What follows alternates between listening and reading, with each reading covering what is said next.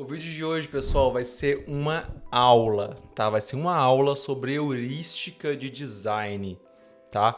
E a gente vai focar, propriamente dito, na heurísticas de Nielsen, né? E basicamente heurísticas são princípios, tá? E essas heurísticas de Nielsen, elas foram definidas há 30 anos atrás. Mas, como a gente sabe, princípios não mudam. Né? Então são heurísticas que foram definidas em 1994 e que até hoje são 100% utilizadas em qualquer software de grande, médio e pequeno porte, tá? E principalmente para você que está começando na área, você precisa entender cada uma dessas heurísticas e aplicar, né, no seu dia a dia, tá? É extremamente importante para que você leve em consideração sempre que você estiver desenhando alguma coisa, tá bom? Então vamos para a apresentação. Então hoje vamos falar sobre as 10 heurísticas de Nielsen na prática, mas beleza, Diego, quem que é Nielsen? Quem que é esse cara, né? De onde ele veio, o que ele já fez, onde ele já jogou, não é mesmo? Então, beleza, pessoal. O Nielsen, basicamente, ele é sócio fundador do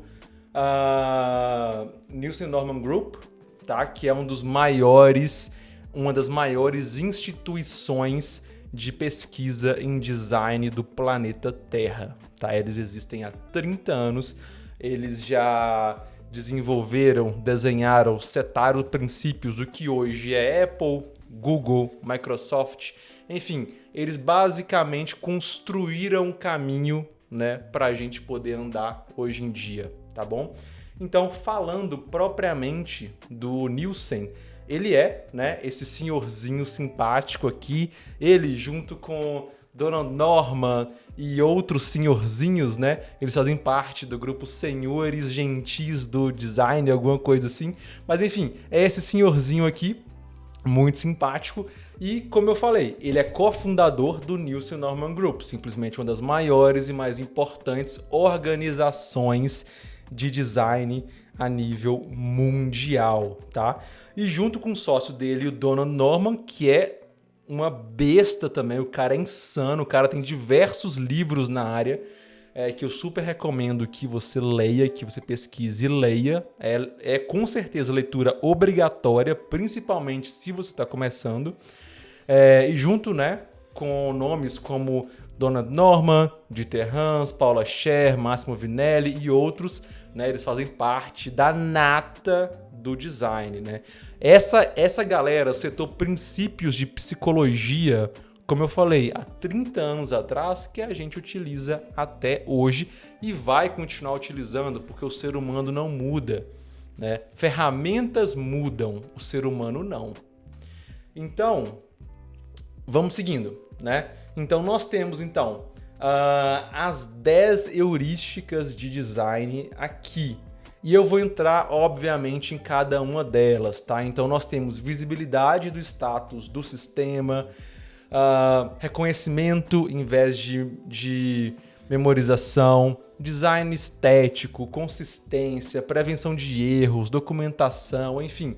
Nós vamos entrar dentro e com detalhes na prática, mostrando isso aplicado em uma interface já, tá bom? Você não precisa... Deixa eu ampliar a minha telinha aqui. Você não precisa, obviamente, decorar essas heurísticas, tá? Elas não precisam ser decoradas. Elas vão simplesmente ficar salvas na sua cabeça com o tempo, né? E com o tempo você não vai mais pensar, deixa eu usar a heurística de controle e liberdade do usuário. Não, isso não vai existir. Vai ser algo natural com o uso. Você vai naturalmente aplicando essas heurísticas. E você vai ver, e a partir de hoje, a partir dessa aula que eu tô te dando, eu quero que sempre que você estiver interagindo com um app, com um site, que você passe a observar quais heurísticas que esse produto está usando, tá? Então, a partir de hoje, você vai começar a ter um olhar mais crítico. Você não vai só consumir, Você vai começar a ser crítico com as coisas, com as interfaces que você está consumindo, tá? Então, bora seguir. A primeira heurística que a gente vai falar é sobre visibilidade do status do sistema, tá? E basicamente é o quê? O sistema deve manter o usuário informado sobre o que está acontecendo, através de feedback apropriado e em tempo razoável. O que isso quer dizer, Diego? Pelo amor de Deus. Tá. Com certeza você já passou por um momento em que você, sei lá, subiu um arquivo no Google Drive ou em alguma plataforma e a plataforma, assim como esse exemplo aqui, ele teve essa progress bar, né? Essa barra de progresso que vai de 0 a 100 e o sistema informou para você se o arquivo ele foi enviado com sucesso ou se teve algum erro. Essa é basicamente a heurística visibilidade do status do sistema. É o sistema contando para o usuário o que está acontecendo. Porque imagina que frustrante seria se você subisse um arquivo, o arquivo desse erro e o sistema não informasse nada. E pasmem, eu já interagi com diversos sistemas que não avisam nada. Dá erro, você não sabe. Principalmente sistemas governamentais, são terríveis nisso, tá? Então essa é a primeira heurística de Nielsen que você precisa botar na sua cabeça, bota na sua cabeça. Sempre que você estiver projetando alguma coisa, você precisa manter o usuário informado de tudo que está acontecendo. Não deixe o seu usuário perdido. Não deixe o seu usuário perguntando o que aconteceu, tá? Isso pode parecer básico, mas não é. Existem diversos aplicativos grandes até, que eles acabam deixando o usuário perdido por conta do mau uso dessa heurística, tá? Então vamos seguir.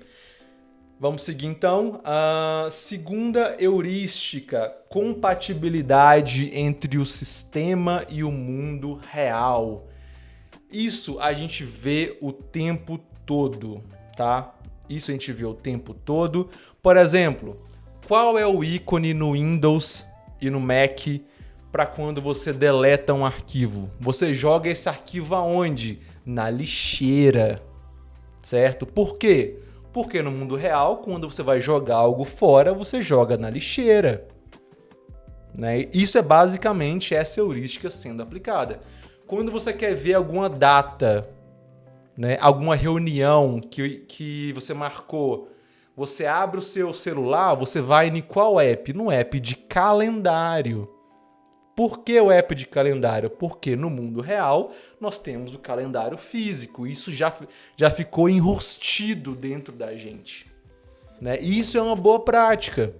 Então, se o usuário está acostumado, por exemplo, a ver o norte, sul, leste, oeste através de uma bússola, o porquê não trazer esse conceito para o mundo digital também, como você vê nesse exemplo aqui, né? Se o usuário está acostumado a armazenar arquivos dentro de pastas, o porquê não trazer esse conceito para o mundo digital também, né? Então, basicamente, pessoal, a interface deve falar a língua do usuário, tá? Com palavras, frases e conceitos familiares, tá? E também seguir convenções do mundo real. Por mais que a grande maioria, né, da geração Z, beta, alfa, gama, nem sei quais que existem mais, não guardem mais arquivos físicos dentro de pastas, isso virou uma convenção do mundo real. Então a gente traz isso para o mundo digital também. E aí tem aquela discussão, né, de vários softwares que quando você vai salvar um arquivo, você salva clicando no botão de disquete, né? Talvez algum de vocês que estão me ouvindo aqui hoje nem sabem, né, o que é um disquete. E basicamente esse foi um conceito, né, que a gente trouxe lá da década de 90 e do começo dos anos 2000 para o mundo digital. E até hoje a gente usa, né? A gente está começando a mudar esse lance do disquete para uma nuvenzinha, mas tem vários softwares que ainda usam esse princípio, tá?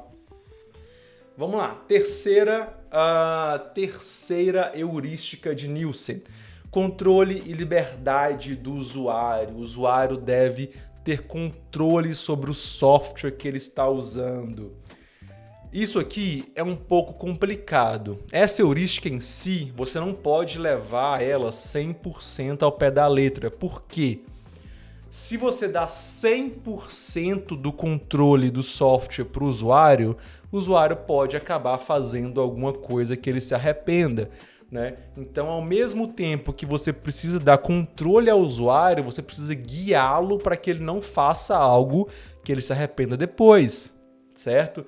Então, por exemplo, nesse exemplo aqui, né, a gente tem um exemplo muito clássico do Gmail, né, daquele e-mail da Google, que quando você envia um e-mail, ele aparece, ou você deleta, ele aparece um toast, que é meio que um alerta, perguntando se você quer desfazer aquela ação.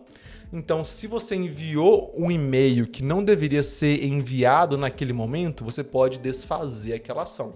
Se você deletou um e-mail que não deveria ser deletado, você pode rapidamente desfazer aquela ação, tá? Então, basicamente, esse é o controle do usuário, tá? Esse é o exemplo clássico que eu sempre curto dar, né, quando eu falo sobre a heurística de Nielsen. Vamos para nossa próxima heurística, que é, cara, isso aqui é design 101, isso aqui é o básico do básico, consistência e padrão, tá? O usuário não deve ter que adivinhar as diferentes formas de fazer a mesma coisa dentro do seu app, dentro do seu produto, certo? Então, por exemplo, quando você entra em qualquer aplicativo da Meta, seja o WhatsApp, Instagram, Facebook, a forma que é mostrado Stories é a mesma.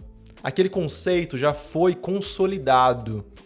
Então não tem porquê, sei lá, no Instagram o Stories ele é retangular, no WhatsApp ele é triangular e na parte de baixo, no Facebook ele é uma elipse no meio da tela. Não faz sentido.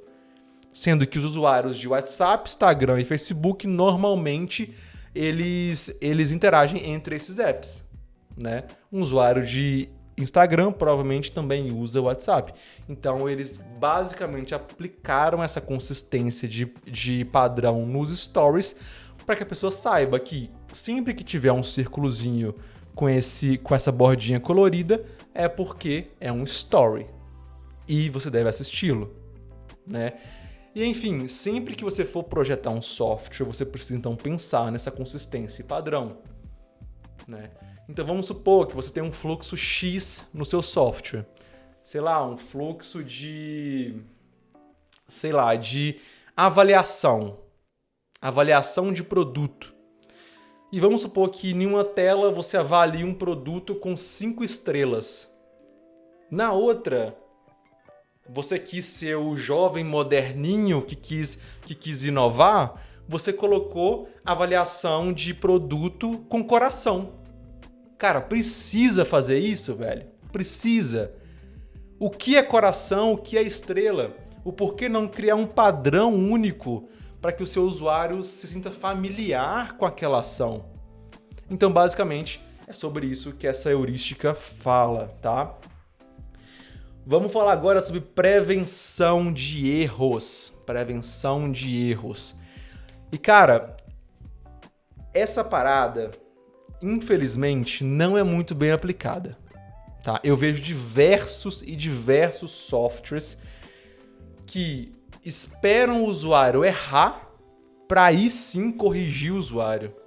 É lógico, existem momentos que não tem como, né? O usuário vai ter que errar mesmo e o sistema precisa falar que houve um erro. É aquela primeira heurística que a gente falou, certo? Só que existem momentos que a gente pode e deve prevenir o erro para esse usuário. Então, que é basicamente o que eu tenho nesse exemplo aqui, né? Se o seu sistema exige uma senha forte, o porquê não já deixar claro ali para o usuário se ele atingiu essa senha forte ou não. Imagina se não tem isso aqui Aí o usuário tenta uma senha. Ah, não, essa senha é fraca. Tenta outra, é fraca.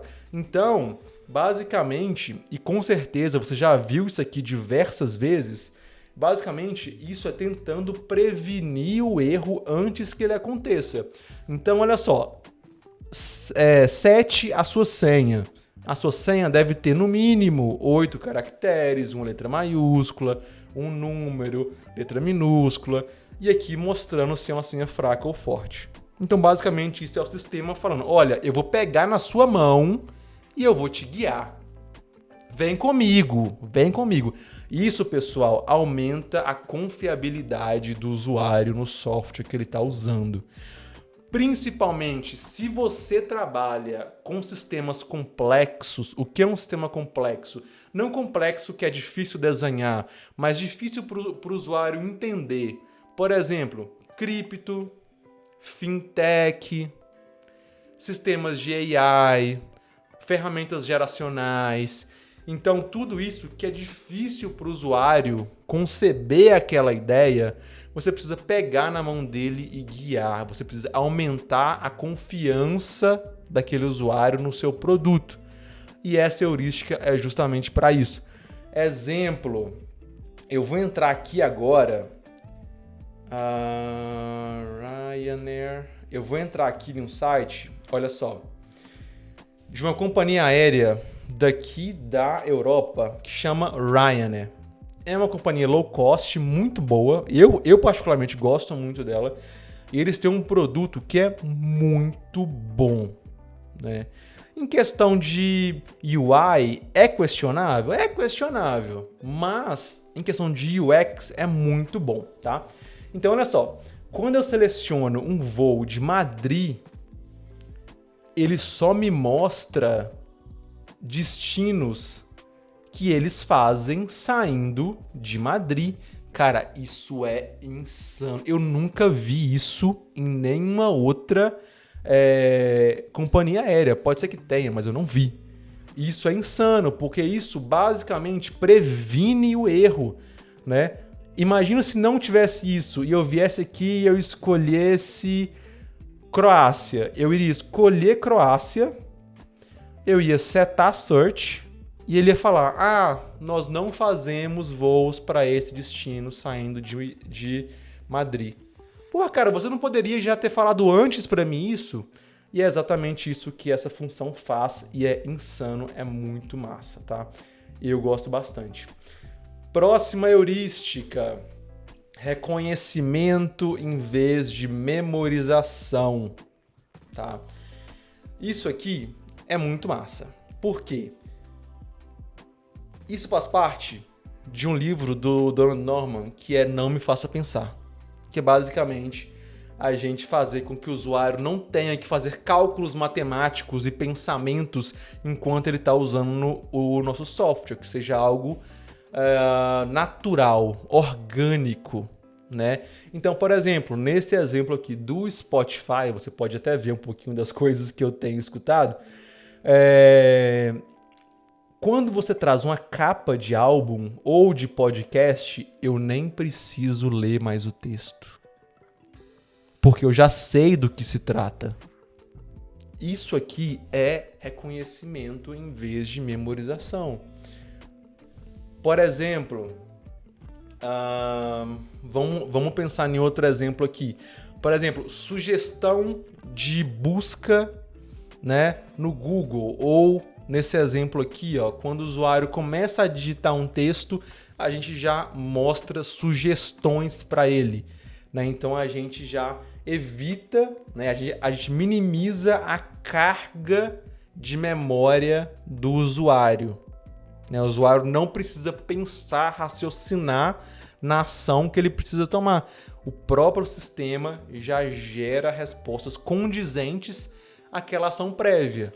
No caso aqui, ó, desse exemplo, how to, a gente já poderia buscar, por exemplo, fazer um entendimento no back-end do que o usuário já buscou, no que ele se interessa e já trazer termos mais pesquisados para que o usuário não precisa pensar ou escrever ou terminar a frase.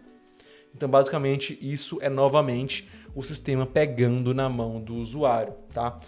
Então, vamos seguir, então. Próxima heurística, flexibilidade e eficiência de uso. E isso o Figma faz muito bem. Eu até coloquei aqui, que é basicamente o que o sistema deve atender tanto usuários iniciantes quanto usuários experientes.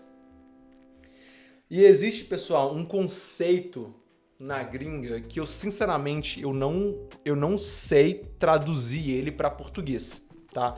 Não tô sendo babaca aqui. É porque realmente eu tenho dificuldades de traduzir, que é um conceito chamado de Progress Disclosure, que seria algo como descobertas em passo a passo, sabe?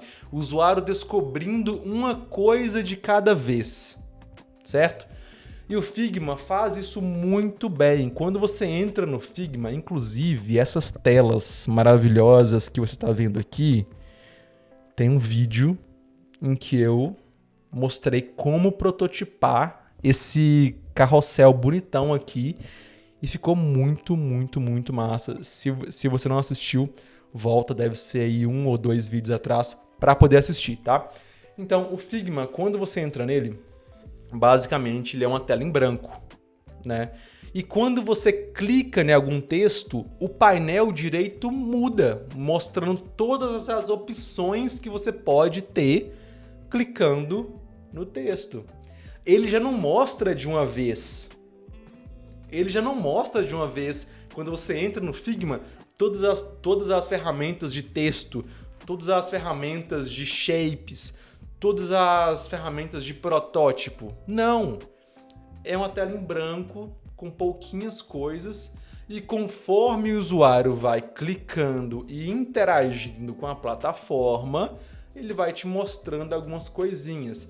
Isso é excelente porque ele atende perfeitamente essa heurística, que é atender tanto usuários iniciantes quanto usuários mais experientes, né?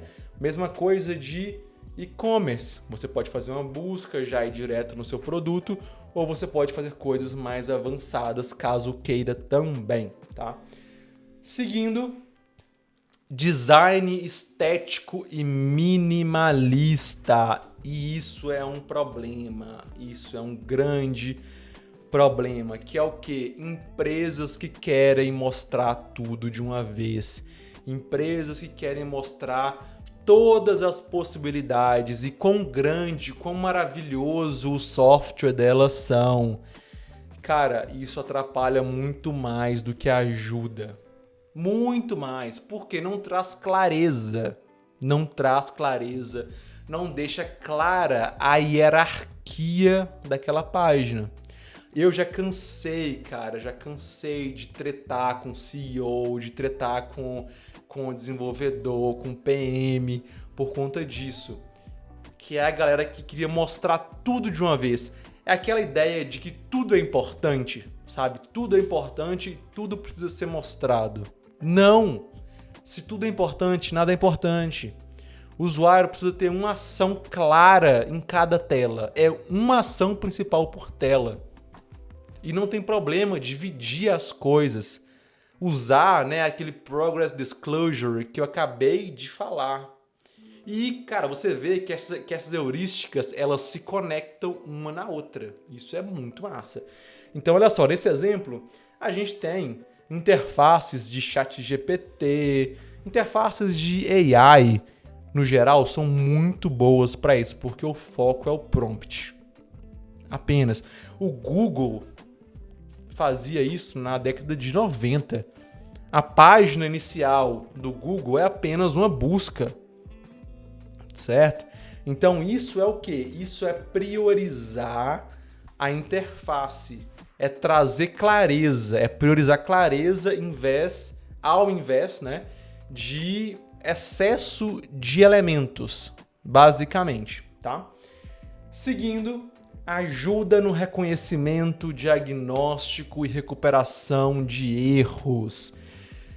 E a gente já falou um pouquinho disso, só que agora eu quero trazer essa heurística, ela traz mais o contexto do texto em si, da mensagem, do sistema se comunicando de forma humana com o usuário, tá? E, cara, isso, por exemplo, nesse exemplo aqui, ó, ao invés de falar que a senha está errada, esse software, que é o da Adobe, eles falam o porquê que está errada, né? O que você setou que, sei lá, que não está condizente ou não tá batendo, sabe? Então, ao invés de você simplesmente soltar um erro na cara do usuário falando, aconteceu um erro, tente mais tarde. Cara, eu odeio esse tipo de mensagem. Eu odeio esse tipo de copy que é, aconteceu um erro, tente mais tarde. Ops, infelizmente não conseguimos continuar.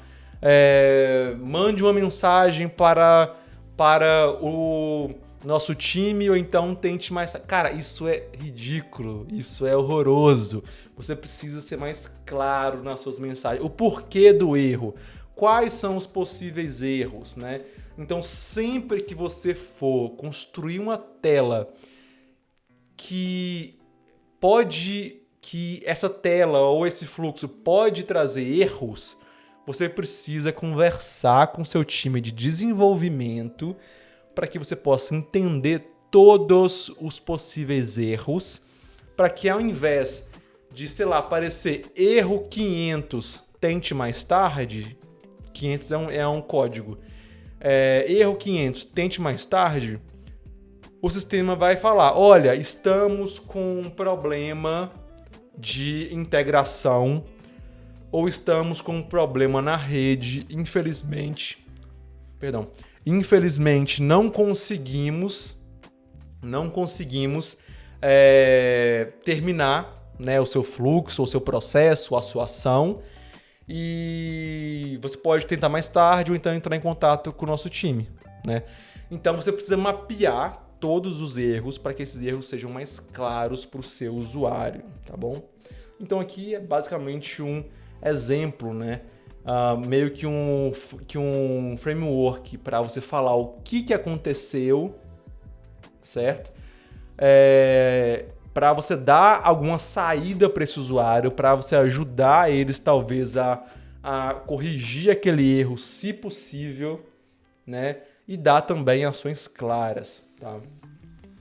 Então, seguindo, ajuda e documentação. E essa é a nossa última heurística, mas extremamente importante, que é o quê? Se o seu usuário está confuso, se ele não está conseguindo usar o seu software por qualquer motivo que seja, se você não pegar na mão dele e não ajudá-lo, ele vai abandonar o seu produto. E ninguém quer isso. Então, ajuda e documentação é basicamente, né, fazer com que o sistema seja mais fácil de usar. Se o usuário tiver alguma dúvida, ele pode acessar um FAQ. Se for uma feature um pouco complexa, você pode colocar meio que um íconezinho de ajuda. Quando o usuário passar o mouse, pode subir esse popover aqui, explicando, né, o que é aquela feature e deixando com que o usuário possa aprender mais sobre aquela feature. O próprio Airbnb faz isso muito bem, né? Então, quando você vai lá no seu perfil, você tem ajuda de várias formas. Você pode entrar em contato, você pode dar feedback falando que você está tendo algum problema, você pode fazer um report deles, te ajudam. Enfim, você pode setar várias coisas que é basicamente você falando, olha o software, eu tenho um problema aqui, eu preciso de ajuda, me ajude de alguma forma. Então você precisa explorar esse tipo de coisa, seja em blog, seja em FAQ, seja em onboarding, enfim, você precisa ter esse tipo de coisa para que o usuário não se sinta perdido, tá? Enfim, deixa eu até tomar uma aguinha aqui, porque... Cara, que aula, viu? Que aula. Isso aqui, pessoal, você não encontra, tá? Não encontra em qualquer lugar, tá? Não encontra. Então, se você não é inscrito ainda, se inscreva no canal, deixa o seu like e comenta aqui embaixo se você curtiu esse vídeo. Se você tem ideias de coisas que eu poderia falar aqui ou qualquer dúvida que você tenha, você pode deixar aqui embaixo também, ou então mandar uma mensagem para mim no meu Instagram, tá? E enfim, por hoje é só, por essa aula é só. Eu espero muito, muito, muito que você tenha curtido e lembra, tá? Lembre-se. Você não precisa decorar isso vai vir naturalmente. Precisa apenas de um esforço inicial para que você, né, sempre tente aplicar essas heurísticas nos seus projetos, tá bom? Enfim, pessoal, por hoje é só. Eu espero que esse vídeo tenha somado de alguma forma na sua vida e te vejo semana que vem e tchau!